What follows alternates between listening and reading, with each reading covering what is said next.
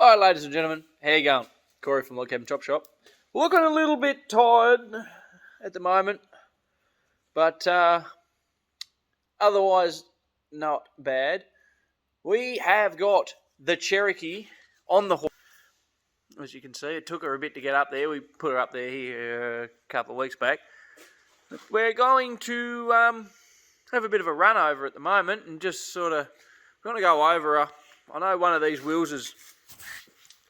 brakes is a bit seized, so we're just going to try and figure out if that's in the caliper and check the brakes out. So we're going to pull the front brakes off, have a bit of a look over of the some of the running gear. I mean, that's pretty good. How the bump stop's sitting in the bottom of the... She's ready to flex out already. We're going to whip the oil filter off. We're going to drain the oil out. Whoever built the exhaust for this was a real knob shiner, obviously, because there's the sump plug and there's the exhaust. So I don't think this thing's had a service for a little bit, but we're going to go over, check a couple of things. The unis are actually in pretty good nick. The double cardan's pretty healthy by the looks of it, within reason anyway. We need to get a slip yoke eliminator for this here monstrosity of a machine, so that gets rid of this stupid looking waste of space. The unis are actually really good in this, surprisingly. Obviously you can see the strap mark, so the rear diffs, we got to do the pinion seal in the rear diff. We got to drop the diff oils, drain the plug out. Obviously got to take the whole casing off. So I might try and find some.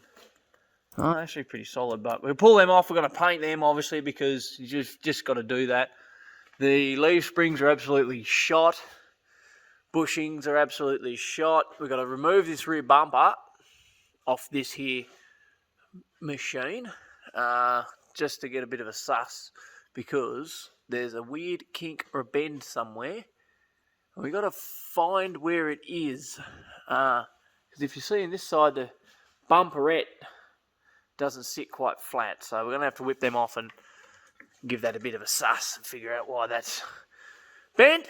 And the exhaust obviously has no mount on it because I pulled the bash plate off to do a bit of a repair job on the old fuel tank, because someone decided they were going to try and drill a hole.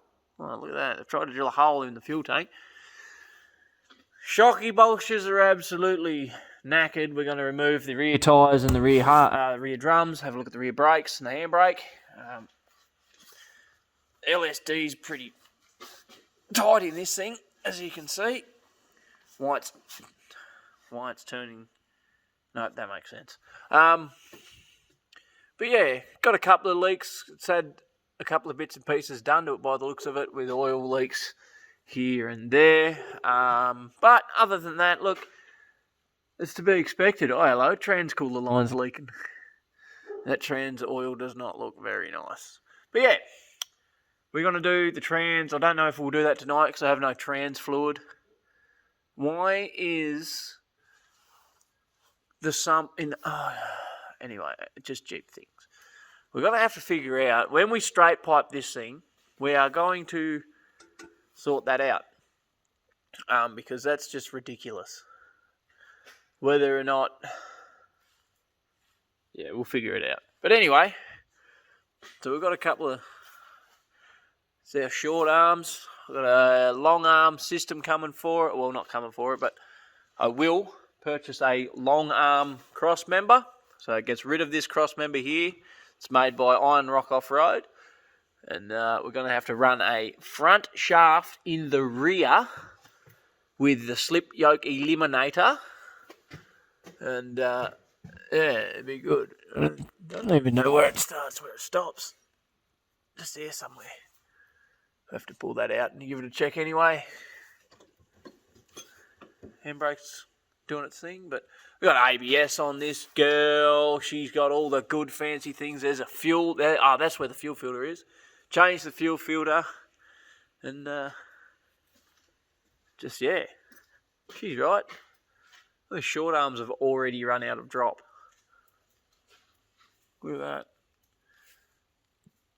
That's as far as the short arms will allow this suspension lift to go without drop arms. So I think we're going to need to get that long arm 3-link because we're going well past whatever that's sitting on right now. So we're going to go well into at least like 6.5 inches. That's the pinnacle. That's where I want to be. About 6.5. So the diff's going to be about down here when we get it on the hoist, give or take a few inches. But that's a while away at the moment. We've got a lot of other things to attend to. Okay, so here's my awesome sump plug, and I'm just going to try and we're just going to undo it and hope that this tray's where it needs to be. I'm just going to let this go, fuck it.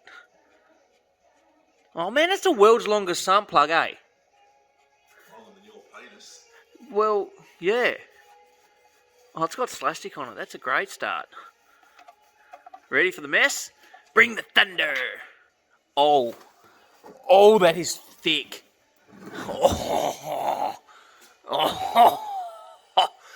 Hey. It's like a fucking... That's like Charlie in the Chocolate Factory. So the dipstick pan is on, and got the tube in after I bent it. Give me the psychos. Why the fuck is there a bracket there?